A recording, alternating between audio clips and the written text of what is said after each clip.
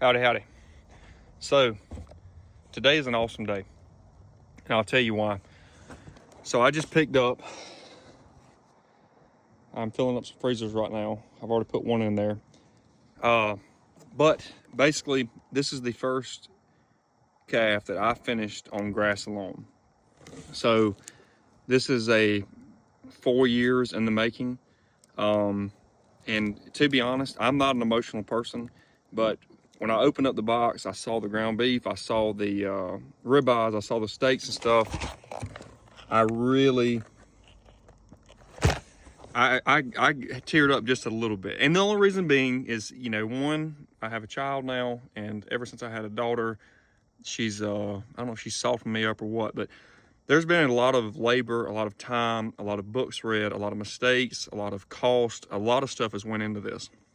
So I'm extremely happy about how all this turned out. These are all the ribeyes right here. The ground beef has great color to it.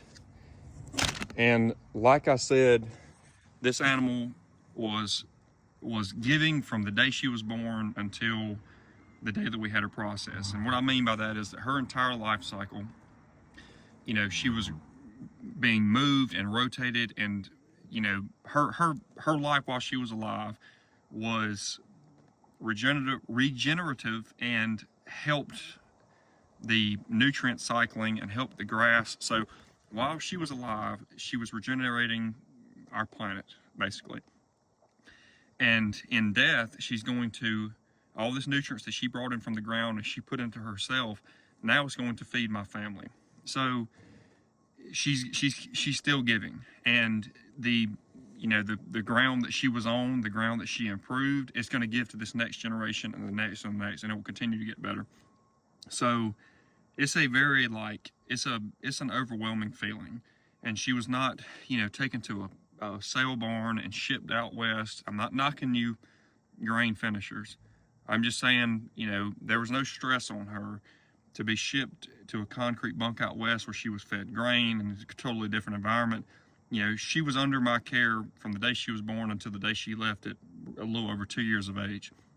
So I'll go into the details later of, the take-home meat and how profitable she was. The numbers are way better than I thought they were by, I was hoping for 65 to 70% dressing weight or take-home meat to my hanging weight, and she ended up dressing out at 79%. So everything's been great. I'm beyond thankful. Just some words of encouragement. If there's somebody out here who wants to do this, reach out to me. If you're in Georgia, I'll come see you. I'd love to help anybody I can, any way I can.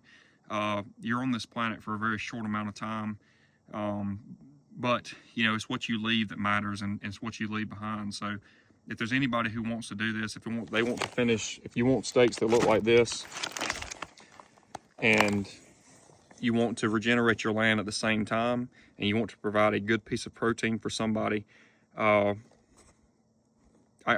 do anything I can to help you reach that. And I can probably help save you some headache, because like I said, I've made a lot of mistakes to get to this point, but I'm extremely excited about how this beef turned out. Half of this is mine, half of it, the other 4 boxes are still at the processor, but I did sell another half.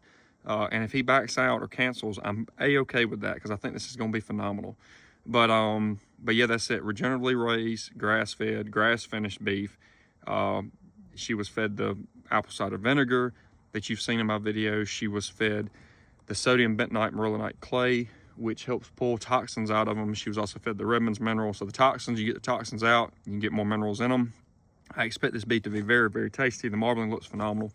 But yeah, that's it, folks. It's a good day, and we're reaping the benefits of all of our labor. So like I said, thankful for the opportunity to be able to do this. Thankful for the animal. Thankful for the people who've helped me along the way as far as genetics go. And like I said, it's never been a motivational channel, but I had so many people tell me that you can't finish animals on grass, that you can't get marbling on grass. It's just simply not true. And if you know what you're doing and you look after the animals, and there are definitely some tips and some tricks that I can tell you, but it can be done. What one man can do, another can do. I've said that in one of my videos before. But anyways, I'm gonna get this in the freezer, and I appreciate everybody. And yeah, I'll go into the details later for those of you who care about the dressing percentages and stuff like that, how profitable this calf was. And she was way more profitable than I really thought she would be. But yeah, that's it. I'm gonna get this in the freezer, and we'll see y'all next time.